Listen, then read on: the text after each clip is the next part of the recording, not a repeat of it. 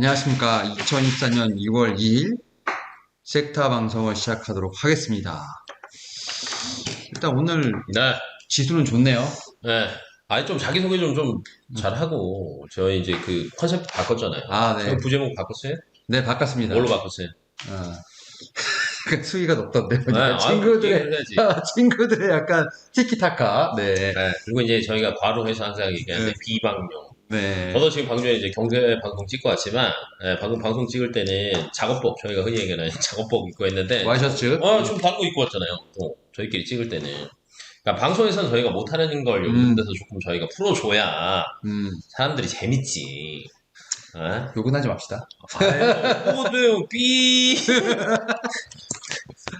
하면 되지. 네.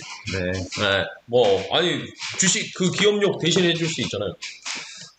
파월욕 대신해 줄 수 있고. 기업욕은 괜찮은데, 네. 파월은 안 돼? 아니, 정부까지는 하지 맙시다. 정부는 저희. 뭐 근데 저는 정부 욕은 잘 안 하죠. 네.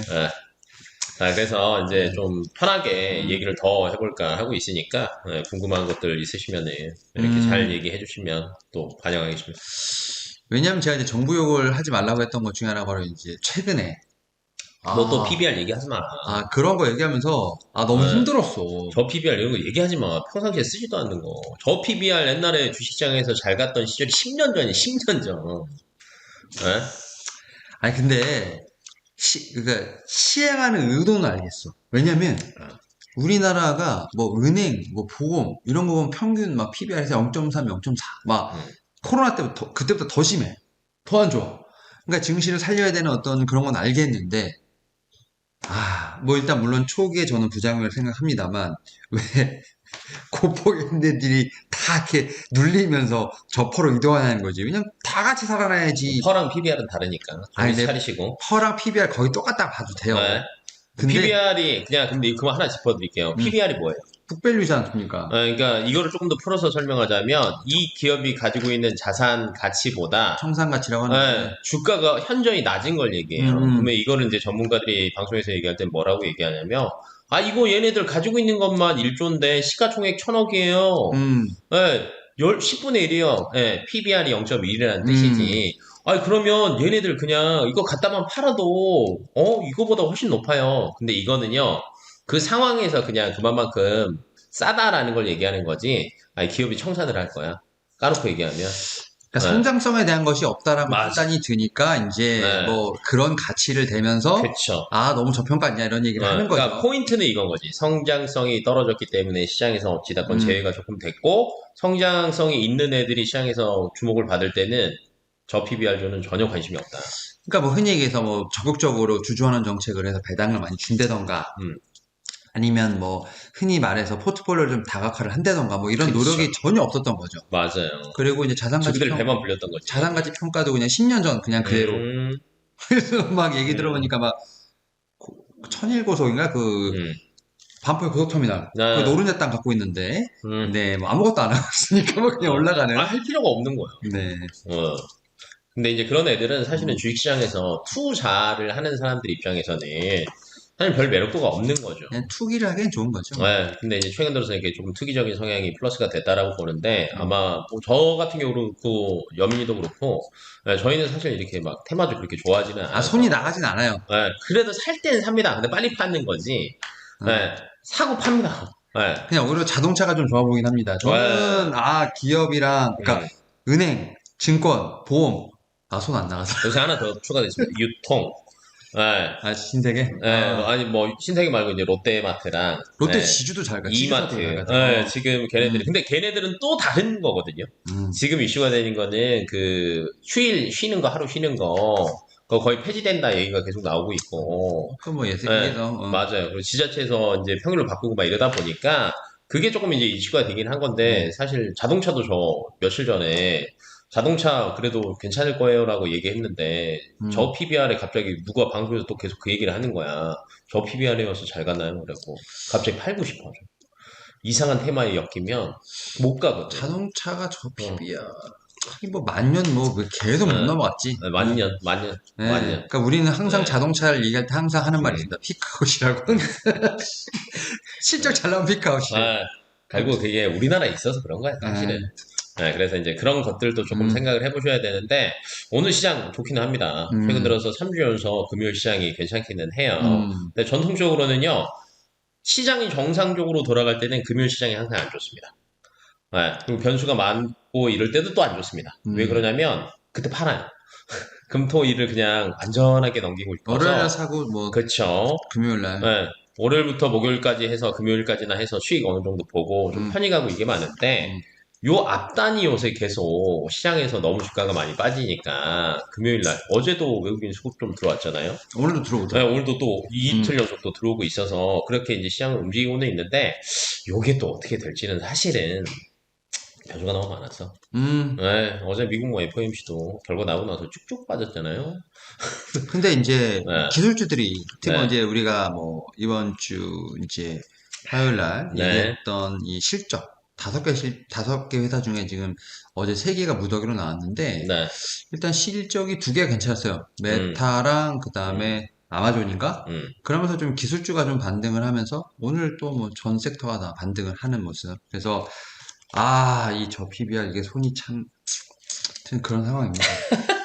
저희가 이제 계속 지금 정부랑 부양책 얘기를 이어가는 거예요. 네, 근데 이제 일본 사례를 보면 일본이 이제 작년 4월부터 좀 드라이브를 상당히 많이 걸었고 이게 이제 여기서 이제 우리 이제 핵심은 그거예요.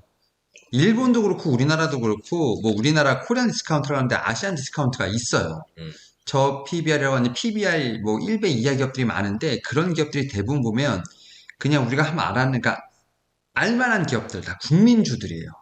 그러니까 근데 그런 회사들이 사실은 너무나 아무것도 안 하니까 어쨌든 부양책을 써보는 건데 지금 우리나라도 지금 겪는 것 중에 하나가 뭐냐면 시장에서 돈이 돌면서 저 PBR이 올라오는 게 좋은데 문제는 수급이 제한되다 보니까 그 PBR에 있는 수급이 이렇게 내려온다는 거죠, 저 PBR로. 그러니까 원래는 평균을 올리는 게 목적인데 고퍼가 떨어지고 저퍼가 올라가면 결국은 그냥 평균은 똑같다.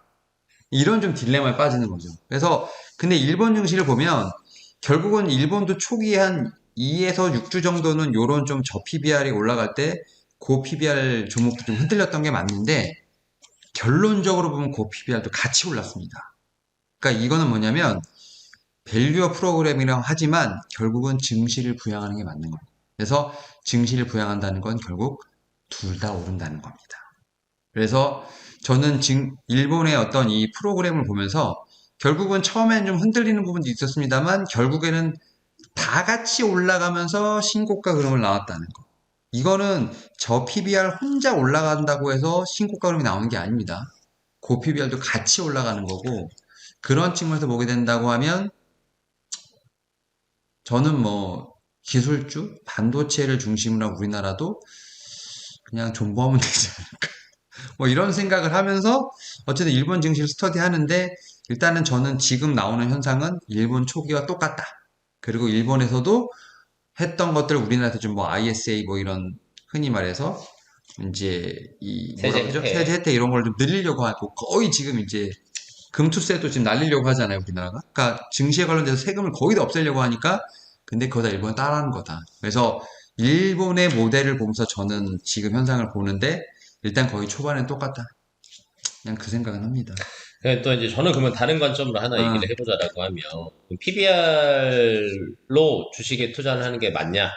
그 다음에 각 나라별로 저 PBR주가 어찌됐건, 음, 뭐 이제 조금 다른 움직임도 보이고, 음, 뭐 같은 움직임도 보이고, 뭐 음, 이런 것들이 있는데, 그건 어떻게 보냐라는 걸 이제 생각을 해보셔야 되는데, 저 PBR주 같은 경우는 대부분 내수 종목이 많습니다. 예를 내수. 들면 우리나라 뭐 금융, 보험, 음, 다 이 기업 다 어디에 다 내수죠. 음, 근데 미국의 내수 시장과 일본의 내수 시장과 우리나라의 내수 시장의 캐파는요, 완전 달라요. 그러니까 사이즈 자체가 달라요. 음. 사이즈 자체가 다르고, 예를 들면 미국의 금융주들은요, 배당 잘 줍니다. 그렇죠. 그러니까 주주 친화적인 성격도 강하니까 사실은 같은 금융이어도 미국에서는 사실은 그렇게 저 PBR은 또 아니거든. 음, 그래서 각 나라별로 상황이 조금 다르다. 음, 그래서 뭐 일본이 이렇게 갔으니까 우리나라도 이렇게 되면은 똑같이 가는 건 아니야라는 건 조금 저는 그렇게 너무 플러스 동기화 시킬 필요는 없다라는 관점이에요. 왜냐하면 너무 다르고요. 우리나라는 그 전에 사실은 항상 뭐 2년 전에 보면 K 뉴딜 기억 안 나세요? 뉴질랜드 기억납니다. 네, K 뉴딜 정책 해가지고 여러 가지 만들어서 사실은 그때는요 ETF도 많이 만들어졌어요. 그래서 어찌됐건 자금적인 것도 패시브 자금이 어찌됐건 들어오는 것들도 굉장히 많았어요. 근데 지금 저 PBR 육성한다라고 얘기는 하고는 있지만 우리나라는 이런 패턴이 주기적으로 정치 때마다 나온다. 네. 근데 일본이 먹혔던 거는요, 일본 까놓고 얘기해볼까요? 10년 동안, 20년 동안 정부에서 기업 뭐 하고 주가 살리려고 했던 노력 없었습니다. 네. 안 하던 놈이 하니까 시장이 반응을 하는 거지. 맨날 했던 놈이 시기적으로 그때 이벤트 있을 때마다 써먹었던 놈들이 하면 그 세기가 다를 거라는. 네. 예를 들면 안 하던 놈이 갑자기 달라지면 세기가 빵 뛰는데 하던 놈이 하면 아이 또 말겠지. 아이 또 말겠지. 네, 이게 분명히 시장에서는 반응을 할 거예요. 그래서 지금 이제 저 PBR주 방송에서도 전문가들 많이 얘기하고 하는데 사실 전 얘기 안 하거든요. 왜냐면 이제 이 논리예요. 제가 방금 얘기한. 약할 수 있다.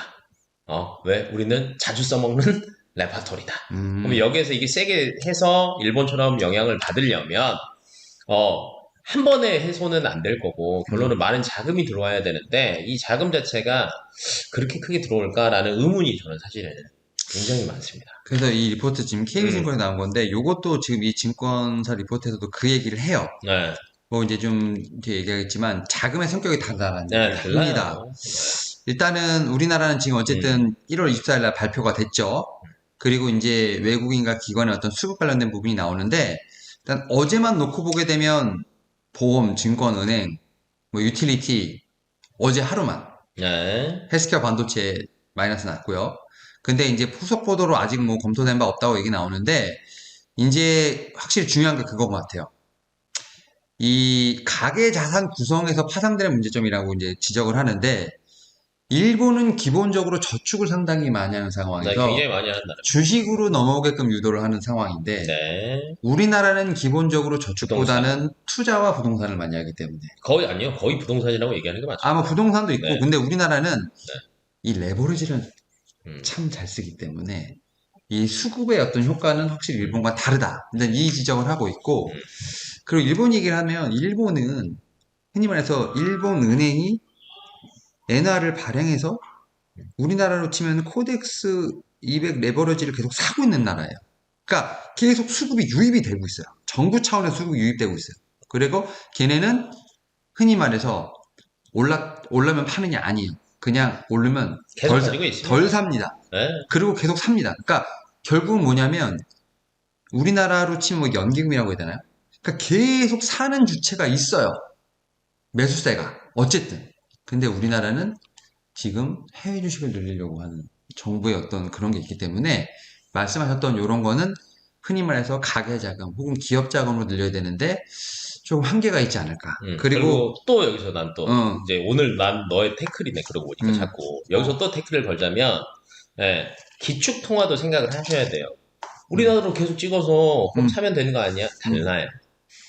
예를 들면 우리나라는 많이 찍으면 찍을수록 환율이 떨어지는데 미국이나 일본이 우리가 기축통화라고 하는 전 세계에서 제일 많이 쓰는 돈들인 미국, 달러, 그 다음에 엔화, 어찌됐건 아직까지 안전자산의 위치를 떨어지지는 않았거든요. 그 다음에 유로화, 파운드화, 그 다음에 위안화라고 생각을 하시면 되는데 얘네들은 정부에서 힘을 써서 수급도 어느 정도를 받쳐주신 힘이 있다라는 거예요. 근데 우리나라는 정부가 우선 그게 안 되고요. 연기금의 성격이 다르죠. 그거는 이제 별도인데 정부에서 보증을 해준다는 의미인데 연기금 못한다라고 해서 정부에서 돈 대주지는 않거든. 지네가 따로 하는 거지. 그리고 원래 연기금이라는 거는 국민들의 노후 자금을 담보로 하고 있기 때문에 시장이 큰 데서 놀아야 돼요. 그래서 국내 거를 많이 사지 않아요. 전체 비중으로 보면은 미국이 완전히 높습니다. 내가 하고 싶은 얘기는 이거야. 그러니까 일본을 카피를 했는데 일본 같은 경우는 든든하게 매수를 해준 무군이 있다. 근데 일단 우리나라는 그게 없다. 그러니까 그 얘기를 하는 거죠. 그러니까 방금 그런 거는 다른 거예요. 그러니까 이 프로그램에 대한 부분이 지속이 되려면 방향성이 가려면 일단은 흔히 말해서 수급에 대한 부분도 저는 신경을 써야 되는데 아직 그것까지는 제도 개선에 대한 부분이 없는 것 같다라는. 없는 거야 너 앞으로 있을 것 같아 그러면? 솔직하게 얘기해봐. 나는 없는 거 이거는 명확하게 얘기해줘야 돼. 나는 못한다라고. 총선 전까지 뭔가 우야무야 나오겠지만. 말로만 하겠지. 그렇지. 그 얘기를 해줘야지. 말로만 한다. 왜냐면 이게 저희가 방송에서는 사실 이렇게 못하거든요. 경제방송에서 이렇게 못하는데, 이거는 명확하게 얘기를 해줘야 돼요. 나는 그냥, 이렇게 생각해. 그냥 나스닥과 차트를 우리나라가 보게 되면요. 그러니까 상승폭은 달라요. 근데 방향성은 비슷하거든요. 가운데서 그냥 이벤트로 뭐가 하나 나왔다. 그냥 이벤트다. 결론 이거예요. 우리나라 신용은 하는데 자주 했던 레파토리고 말로는 하는데 후속 조치 제대로 따라오는 것 없고 뭐 이런 얘기 꼭 이거는 해줘야 됩니다.